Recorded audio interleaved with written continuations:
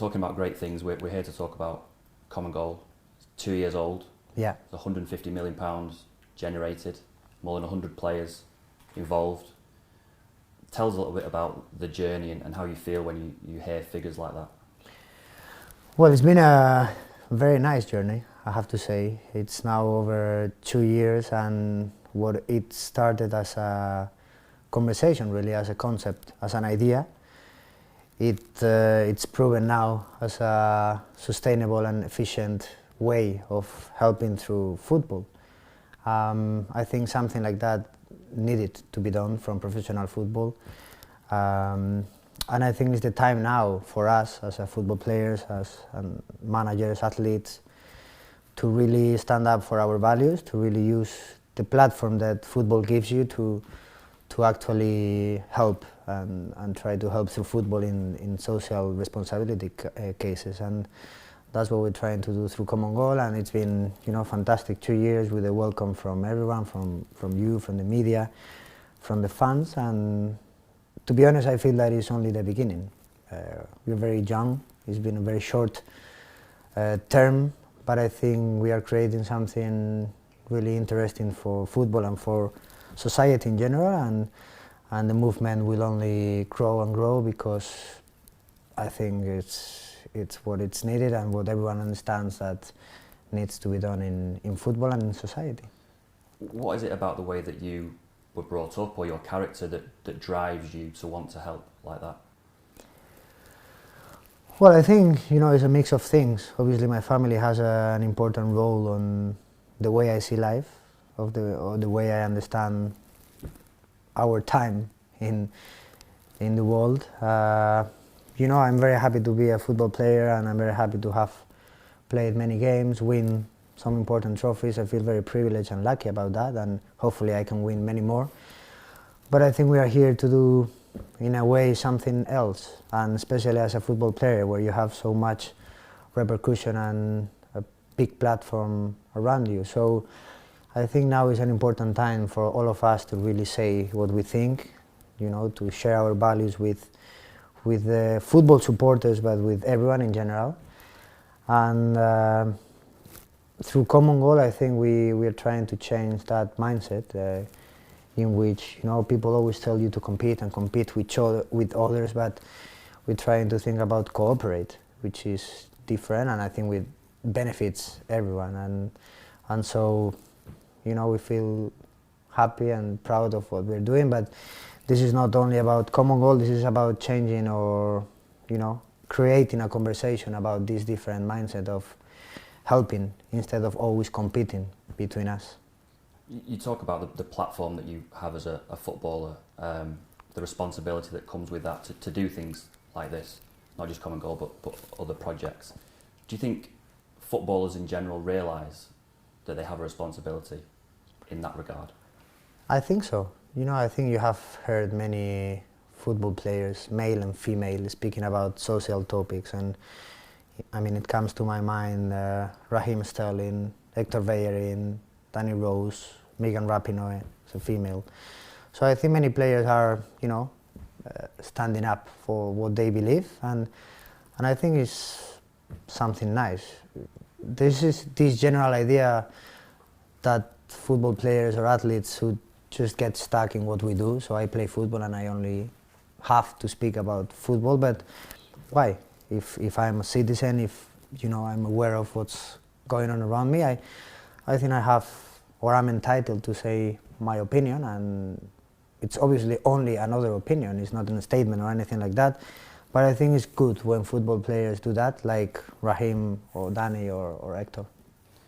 From the outside, it can sometimes seem like because of football, what they do, they can sometimes live in a bubble, that lots of things are decided for them by other people, that they come into train, they compete, they play a game, and then they go home. Do you feel that's fair?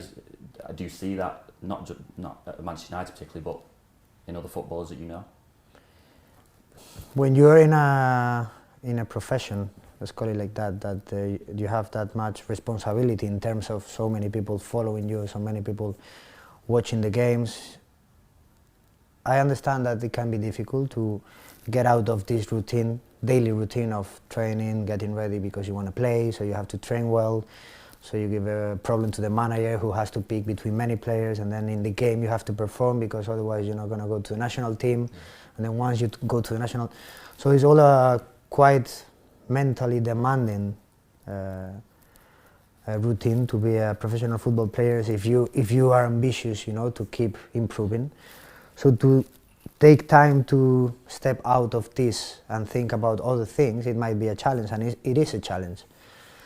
But I think if you want, you can do it. And if you have people around you that, speak to you about different matters, or it comes from you that you want to know more about different aspects in life, you can do it. But it's true that we live a life which is, a professional footballer life is not very long.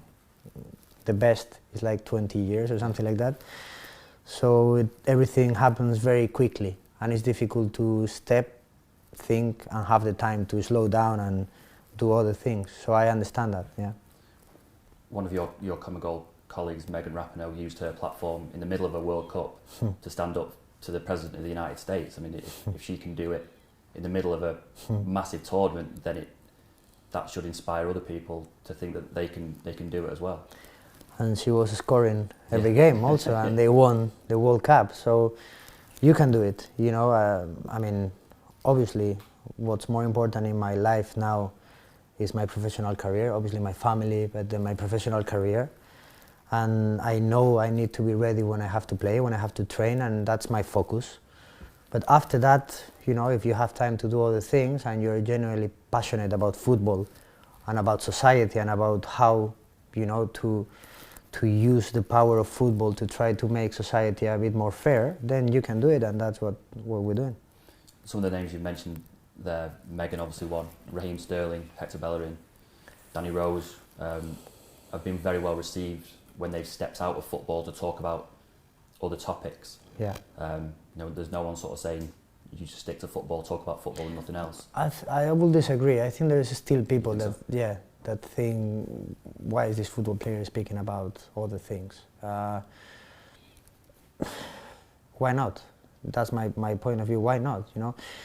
To be honest, it feels like in football there's still many people only judging by the result, or you only have the right opinion if you win. Not necessarily it has to be like that.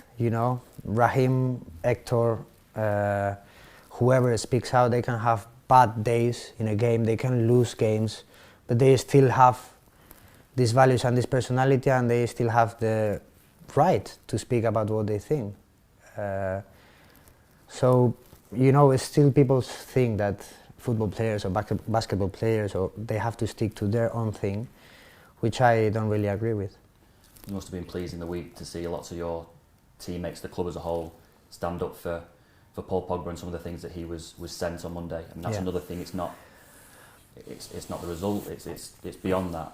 You must have been happy to see that, and the club trying to make a difference in that area. Yeah, it's fantastic from the club to do so. It's fantastic from all the teammates and from all the players to do so. To be honest, it's something that we shouldn't be speaking about because it should be eradicated long time ago. But that's one of the things of social media. It's fantastic to connect people, it's fantastic to communicate, to show your life, to show your values, to actually use it for the right things. But it also gives a chance to so many people to let go maybe their frustrations into other people's, right? And with no problem, because there's so many fake accounts, there's no identity. And then you can say whatever you want and you are not punished for that.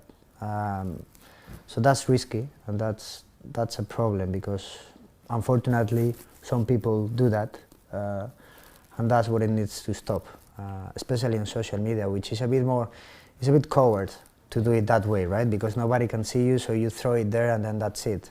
That's not nice. Well, thank you very much for watching ESPN on YouTube. For more sports highlights and analysis, be sure to download the ESPN app. And for live streaming, premium content, and let's not forget as well, ESPN FC 7 days a week. Subscribe to ESPN+.